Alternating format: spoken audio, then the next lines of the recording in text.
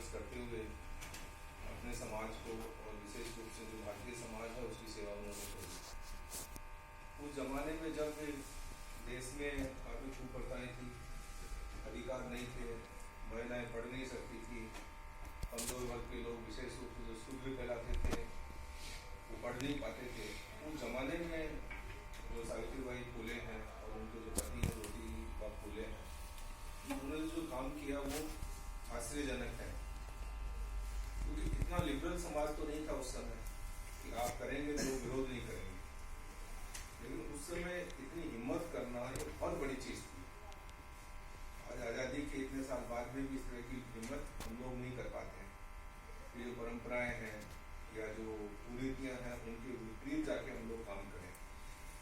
लेकिन जैसा कि विस्तार से आपने बताया है कि 1848 में उन्होंने शिक्षा देने का काम शुरू किया, लोगों ने इसका विरोध किया, और ऐसी सोसाइटी जिसके मन में ये हो कि अगर मैं पढ़ गया तो मैं पाप का भागी होऊंगा, किस तरीके से उनके दिमाग में लोगों में ऐसा भरा हुआ था। और जो शूद्र लोग हैं, दलित लोग हैं, अपनी इसी मानसिकता के कारण से, इसी डर के कारण से, इसी धर्म के डर के कारण से वो खुद नहीं पढ़ते और न अपने बच्चों को पढ़ाते थे। इसीलिए भी जो बड़ा वर्ग था उनको सपोर्ट करता ही नहीं था। उस जमाने में ये जो काम किया है ये बहुत ही बड़ा काम है जो सावित्रीबाई फुले जी ने किया। आपने ये भी बताया कि उस समय महिलाओं की स्थिति कितनी खराब थी। पढ़ना तो अलग बात है, घर में उनकी स्थिति बहुत खराब थी। जैसा कि कहा है कि उन्होंने छोटे छोटे बाल भवन उन्होंने शुरू किए उस समय, और महिलाओं की जो स्थिति थी जिसमें सती प्रथा है, बाकी जो दूसरी कुरीतियां हैं वो बहुत ज़्यादा थी। तो उनका विरोध ज्योतिबा फुले जी और सावित्रीबाई फुले जी और उनके जो साथी हैं शेख हैं, फातिमा जी हैं, उन्होंने किया। तो मैं तो ये कहूँगा कि ये जो देश है ये सावित्रीबाई फुले जी का बहुत बड़ा ऋणी है कि उन्होंने इस देश में ये काम शुरू किया, और वो भी उस समय जब जो भारतीय समाज है ये मानने को तैयार नहीं था कि इसमें सुधार होने चाहिए। एक किताब है मदर इंडिया, कैथरीन मेयो उसकी राइटर है, पता नहीं इंडिया को मिलेगी नहीं मिलेगी। वो किताब 1927 में लिखी गई, और उसमें इस देश में महिलाओं की क्या स्थिति है उसके बारे में उसने उल्लेख किया है।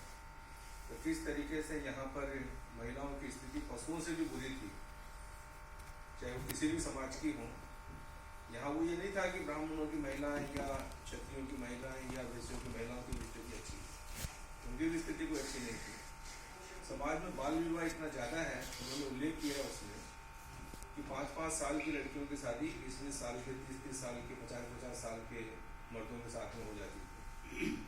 और उन्होंने बड़ी स्थिति उसमें उल्लेख की है कि कई बार तो ये होता था कि 8 साल की लड़की है, 40 साल का उसका पति है, पहले दिन वो विकलांग हो जाती थी लड़की, पहले दिन उसकी मौत हो जाती थी, पैर टेढ़े हो जाते थे, शरीर फट जाता था, ऐसा उन्होंने उसमें उल्लेख किया।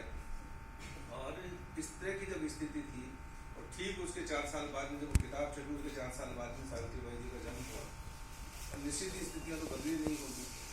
तो आप आश्चर्य करेंगे कि जब वो किताब उस समय छपी थी तो भारतीय समाज ने उसका भारी विरोध किया, और उस विरोध के बीच में सावित्रीबाई जी ने जब 1848 में उन्होंने अपना भीड़ेवाड़ा महारवाड़ा में जब पढ़ाई शुरू कराई, तो ये बहुत बड़ा उनका योगदान था।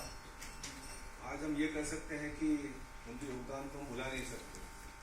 ये अच्छी बात है कि जो पूना का जो यूनिवर्सिटी है वो सावित्रीबाई फुले जी के नाम से अभी 2015 में उसका नामकरण हुआ है, और अब भी उसी से प्रेरणा लेके मुझे लगता है कि बाबा साहब ने भी प्रेरणा ली होगी, और उन्होंने भारत के संविधान में जो प्रावधान किए हैं, समान अधिकार है, शिक्षा का अधिकार है, और बाकी जो अधिकार हैं, संपत्ति का अधिकार है, बाद में आके जो प्राप्त हुए महिलाओं को, तो बाबा साहब ने शायद वहीं से प्रेरणा ली होगी उन्होंने।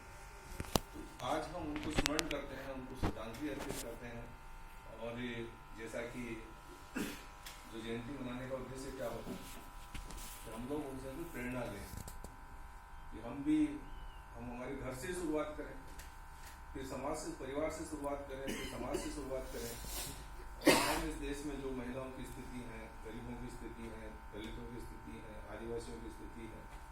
उनमें किस तरीके से समानता है उस पर हम लोग काम करें। तो पुनः सावित्री बाई फुले जी को याद करता हूँ और हम सब मिलकर श्रद्धांजलि देते हैं उनको। आज इनका जन्मदिन है और उनको सेलिब्रेट कर रहे हैं और हम चाहते हैं कि सभी लोग इसको समझें और उन्हीं की तरह समाज में काम करने का प्रयास करें। सबको शुभकामनाएं। धन्यवाद। आप लोग थोड़ा सा ये इस वाली सीट पे फोटो ले लेंगे, ये इस सीट पे बैठे आप लोग थोड़ा इधर फोटो